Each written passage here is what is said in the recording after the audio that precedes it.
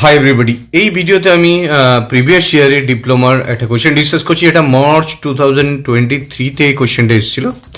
এটা CST third সেমে, WBSCT ডিপ্লোমার থার্ড সেমে। তো এই কোয়েশ্চেনটা দেখো কি বলছে। State the purpose of using return statement. Return statement use করার পারপাসটা কি, with example in Python function. Python এটাকে তো কীভাবে তুমি ব্যবহার করবে। Next question, what do you mean by required and default argument. Required argument and default argument বলতে কি বোঝো, which can be passed at the time of function call. এর মধ্যে যেরকম ফাংশন কল করার সময় আমরা পাস করি। নর্মালি যখন আমরা ফাংশন কল করি কোনটা পাস হয়, রিকোয়ার্ড করলে রিকোয়ার্ড বাই ডিফল্ট রিকোয়ার্ড হয়, আর যে ডিফল্ট তুমি সেট করে দেবো ডিফল্ট হয়। তো এগুলো সম্বন্ধে আমি ডিটেল আরও আসছি প্রত্যেকটা আইডিয়া সম্বন্ধে। প্রথমে আসছি রিটার্ন। তো এটা খুবই important question, function related question. তো এটা ডেফিনেটলি তোমরা যখন আমি ভিডিওটা দেখছো তোমরা প্রত্যেকে খাতা একবার করে লিখে নিও এবং বুঝে নাও আগে। সবার আগে ইম্পর্টেন্ট হচ্ছে বুঝে নাও। বুঝে নিলে কি হবে, মাথার মধ্যে রয়ে যাবে, পরীক্ষার সময় লিখতে পারবে। তো we can use return keyword to exit a function. একটা ফাংশনকে শেষ হচ্ছে কখন বোঝাবার জন্য। নর্মালি ফাংশন ইনস্ট্রাকশন যখন শেষ হয়ে যায় তো অটোমেটিকলি ওটা স্টপ হয়ে যায়। কিন্তু যদি আমি কোনো ভ্যালুকে নিয়ে আমি কলিংয়ের এরিয়াতে পাঠাতে চাই, ধরো আমি কাউকে একটা কল করলাম, সে আমাকে কোনো একটা ভ্যালু ফেরত দিল, তার মানে কি তখন return. We can use return keyword to exit a function so it goes back to where it was called. যেখানে ওকে কল করা হয়েছিল সেখানেও ফিরে যাবে। তার মানে কি আমি এখান থেকে ধরো কল করা হয়েছিল ডিসপ্লেকে, তো ডিসপ্লেকে আমি কল করলাম, সেই ডিসপ্লেটা যখনই কল হলো এখানে গিয়ে চলে এলো, এখানে কাজ করলো, এখানে ধরো বডিটা ছিল ডেপ্ট কাজ করে আবার রিটার্ন করে আবার ফিরে এলো। তার মানে কি যখনই কাজ হয়ে যাবে সে আবার সেখানে ফিরে আসবে। তো we can use return keyword to exit a function so it goes back to where it was called. যেখানে কল করা হয়েছিল সেখানে ফিরে যায়। মানে আমি নর্মালি কল করলে তো ফিরে যাবোই, কিন্তু ভ্যালু নিয়ে ফিরে যাবো রিটার্ন করলে। That is send something out of the function. Function থেকে কিছুকে সেন্ড করবে। তার মানে কি হলো, we can use return keyword to exit a function. Function থেকে বেরোলাম, so it goes back to where, যেখানে ওকে কল করা হয়েছিল। That is send something out of the function. ফাংশনের ভেতর থেকে কাউকে বাইরে নিয়ে এলো। তো দেখো সিম্পল এক্সাম্পলটা দেখলেই বুঝতে পারবে। এটা হচ্ছে সিঙ্গেল রিটার্ন। আমি একটা এক্সাম্পল দিচ্ছি, যেখানে একটা এক্সাম্পল 1 সেটা সিঙ্গেল রিটার্ন। ডেফ নাম দিয়েছি অ্যাড এ বি, এটা এখানে এগুলো রিকোয়ার্ড প্যারামিটার। এবার এর মধ্যে সি = a + b করেছি আর রিটার্ন করেছি। তার মানে কি ফাংশনটার মধ্যে যোগ করবে এবং রিটার্ন হবে।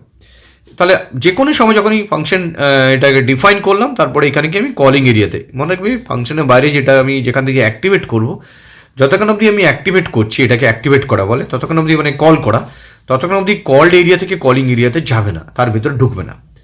তো আমি যতক্ষণ অবধি ফাংশনকে আমি লিখে রাখলাম, তো যদি কল না করি, ধরো এই প্রোগ্রামে তুমি এটাকে ইউজই করলে না, তাহলে কিন্তু কাজটা হবে না। যতক্ষণ অবধি তুমি কল করছো ততক্ষণ অবধি কাজই হবে না। এবার ধরো অ্যাড 2,3 লিখলে, অ্যাড 2,3 লেখার মানেই হচ্ছে এই 2টা কপি হবে এতে গিয়ে, 3টা কপি হবে বিতে গিয়ে। তাহলে 2টা এতে আর 3টা বিতে কপি হলো। তাহলে 2 আর 3 যোগ করে 5 হলো, এবং সেই রিটার্ন যে 5টা এলো, সেই 5টা আবার এক্স এর কাছে ট্রান্সফার হয়ে গেল। তার মানে x = 5 পেয়ে গেলাম। তাহলে কি হলো, you can use return keyword to exit. এখান থেকে যখনই সি রিটার্ন করলাম তখন এক্সিট তো হলোই। হোয়ার ইট ওয়াজ কল, যেখানে কল্ড হয়েছিল, এখান থেকে কল করা হয়েছিল তার কাছে চলে এলো, এবং সেই ভ্যালুটা কি এলো না 2 আর 3তে যোগ করে যেটা এলো সেটা, that is send something out of the function. এর ভিতর থেকে ফাংশনটা নিয়ে এলাম। একদম সিম্পল লজিক। তার মানে কি আমি এখান থেকে কল করলাম, যে ভ্যালুগুলো দিলাম সেটা ওর কাছে গেল, কাজ হলো, রিটার্ন করে আমি ফিরে পেলাম রেজাল্টটা। তো এটা সিঙ্গেল রিটার্ন। এবার যদি তুমি চাও মোর দেন ওয়ান রিটার্ন করতে, মানে কি দুটো ভ্যালু ফাংশন থেকে নিয়ে আসতে, সেটাও করা যাবে পাইথনে। দেখো এক্সাম্পল 2টা মাল্টিপল রিটার্ন। তুমি যদি মাল্টিপল রিটার্ন করতে চাও সেটাও করতে পারো। দেখো তাহলে ডেপ ক্যালকুলেশন বলে একটা ফাংশন নিয়েছি, যার মধ্যে এবি রেখেছি। দেখো a - b করেছি, এক্সে রেখেছি, a + b করে ওয়াই রেখেছি। তার মানে আমি একটা চাইছি বিয়োগ করতে, একটা যোগ করতে। তো এটাতে এক্স এর মধ্যে আমি এটা বিয়োগটা রেখেছি আর ওয়াই এর মধ্যে যোগটা রেখেছি। তো এটাকে আমি যে কোনো খুশি করতে পারি, রিটার্ন করছি দুটোকে। মানে আগেরটা একটা ছিল, এখন আমি দুটোকে রিটার্ন করছি। তাহলে এবার ক্যালকুলেটরকে যখন ক্যালকুলেশনকে কল করছি, তখন 10টা এখানে চলে যাচ্ছে কল হলে এতে, আর বিতে চলে যাচ্ছে 5। 10 আর 5-এর মধ্যে এক্স এর মান বিয়োগ হচ্ছে, তাহলে -5 হয়ে যাবে এক্স এর মান, আর যোগ করলে ওয়াই এর মান 15 হয়ে যাবে। তো এটাকে প্রিন্ট করার সময় খেয়াল করো, পিতে কিন্তু এক্স এর মান গেছে, তার মানে কি এটা রেজাল্ট অফ অ্যাকচুয়ালি সাবট্রাকশন হবে। এটা খেয়াল করবে, যেহেতু এক্সের মধ্যে দুটো রিটার্ন হচ্ছে, যেটা যার কাছে যাবে মানে এক্সটা যাচ্ছে পি এর কাছে, পিতে কি যাচ্ছে না বিয়োগ করে যাচ্ছে, তাহলে এটা ডেফিনেটলি মেসেজটা হবে রেজাল্ট অফ সাব পি। আর ওয়াইটাতে কি অ্যাডিশন, সেটা যাচ্ছে কার কাছে, ট্রান্সফার কিউতে। যতগুলো ভ্যালু রিটার্ন হয়েছে তার জন্য ততগুলো ভেরিয়েবল দরকার এই পাশে, যারা যারা ওই রিটার্ন ভ্যালুগুলোকে ক্যাচ করবে। যদি একটা রেখে দাও তাহলে কিন্তু হবে না, তো এটা একটা লিখে দিলে বাই ডিফল্ট কী হয়, লিস্টে স্টোর হয়ে যায়। তো তুমি বেটার কি, তুমি যদি এখানে আলাদা আলাদা ভেরিয়েবল রাখো তাহলে এখানে তুমি সেটাকে পরপর রাখতে পারো। হ্যাঁ, একটা রেখেও লিস্ট হয়ে যাবে সেটা, কিন্তু সেটা বেটার তোমার কি আলাদা আলাদা রেজাল্ট স্টোর করা। তাহলে পিতে সাব আর রেজাল্ট অফ অ্যাড, তো অ্যাডে গিয়ে আমি এটা কিউতে স্টোর করি। তার মানে কি মাল্টিপল রিটার্ন ইন পাইথন। তো আমি মোর দেন ওয়ান যদি ভ্যালু রিটার্ন করাতে চাই পাইথনে, তাহলে আমি এইটা ইউজ করতে পারি। তাহলে কী হলো দেখো, ডেপ ক্যালকুলেটর, এখানে এবি রেখেছি, এক্স আর ওয়াই দুটো ভ্যালুকে রিটার্ন চাচ্ছি, রিটার্ন এক্স কমা ওয়াই। যখনই কল করলাম ক্যালকুলেশন 10,5, তখন সেই ভ্যালুগুলো ওখানে গেল, ওখানে গিয়ে সেটা ক্যালকুলেটেড হলো এবং আমার কাছে পি কিউতে ট্রান্সফার হয়ে গেল, রেজাল্টটা পেয়ে গেলাম পি কিউ। তো রিটার্ন মিন হচ্ছে একটাও রিটার্ন করতে পারি, মোর দেন ওয়ান রিটার্ন করতে পারি। তাহলে রিটার্নটা সম্বন্ধে আইডিয়া ক্লিয়ার হয়ে গেল আমাদের। এবার নেক্সট কোয়েশ্চেন আসছে, দেখো নেক্সট কোয়েশ্চেনে ছিল রিকোয়ার্ড আর্গুমেন্ট আর একটা ছিল ডিফল্ট আর্গুমেন্ট। প্রথমে আমি রিকোয়ার্ড আর্গুমেন্ট সম্বন্ধে বলছি। তো রিকোয়ার্ড আর্গুমেন্টস আর প্যারামিটার্স, মেনলি যেগুলোকে আমি পাস করছি তাদেরকে প্যারামিটার্স বলা হচ্ছে। That must be provided with a value, যাদেরকে একটা ভ্যালু দিয়ে পাঠাতেই হবে। ওয়েন কলিং এ ফাংশন, যখন একটা ফাংশনকে কল করবো তখন একটা ভ্যালু মাস্ট দিতে হবে, যেন নাম হচ্ছে রিকোয়ার্ড।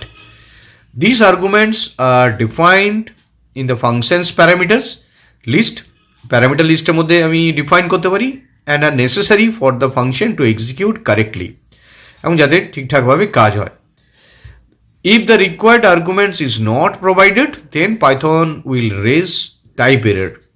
যদি আমি রিকোয়ার্ড যে প্যারামিটারগুলো দিয়েছি তার মধ্যে যদি আমি দুটোর মধ্যে একটাকে পাঠালাম তখন টাইপ এরর দেখাবে, and indicate that the function was called with missing arguments, এবং তখন দেখাবে যে কোনো একটা ভ্যালু আমি পাস করাতে ভুলে গেছি, কারণ আমি দিয়েছিলাম দুটো, আমি পাস করাতে ভুলে গেছি, একটা পাস করেছি একটা করিনি, দ্যাট ইজ মিসিং আছে, এরর্স আছে, তার টাইপ এরর পেয়ে যাবো। দেখো একদম সিম্পল এক্সাম্পল, যেমন এখানে আমি ডেপ অ্যাডিকশন বলে একটা ফাংশনকে ডিফাইন করেছি, তার মধ্যে এ বি সি তিনটে প্যারামিটার রেখেছি, তার যোগ করে সামের রেজাল্টটা পাচ্ছি, প্রিন্ট সাম।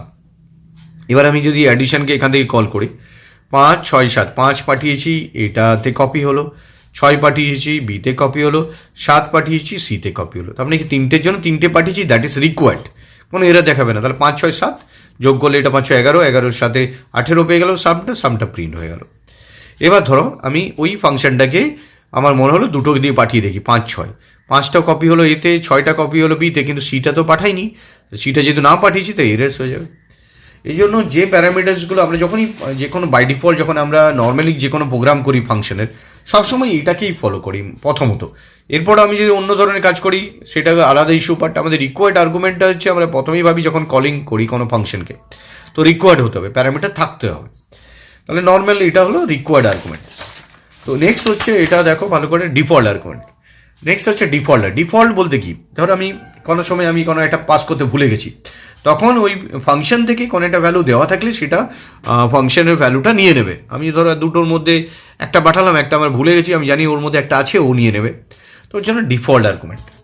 তো arguments can have default values, কোনো আর্গুমেন্টসের মধ্যে আমি কোনো ভ্যালু ফিক্স করে দিতে পারি, যেটাকে ডিফল্ট বলি। ফিক্স না করলে আমি পাস করালাম, আর যদি ফিক্স করে দিই তাহলে ওটাকে নিয়ে নেবে। We can assign default values to the argument using equal to operator use করে আমি ডিফল্ট ভ্যালুকে অ্যাসাইন করতে পারি। Default value of an argument will be used inside এ ফাংশনের মধ্যে ইউজড হবে if we do not pass A value, যদি আমি কোনো ভ্যালু পাস করতে ভুলে যাই তখন সেই ভ্যালুটা ওখানে নিয়ে নেবে, ওই যার মধ্যে ইকুয়াল টু দিয়ে রেখেছি, to the argument at the time of function call যখন করবো তখন ওই ভ্যালুটাকে নিয়ে নেবে, যদি আমি দিতে ভুলে যাই। Do not pass a value মানে আমি ইচ্ছা করলো না বা দিতে ভুলে গেছি, তখন ওইটাকে নিয়ে নেবে। If we provide a value, যদি আমি ভ্যালু দিয়ে দিই to the default argument, then it overwrites the default value.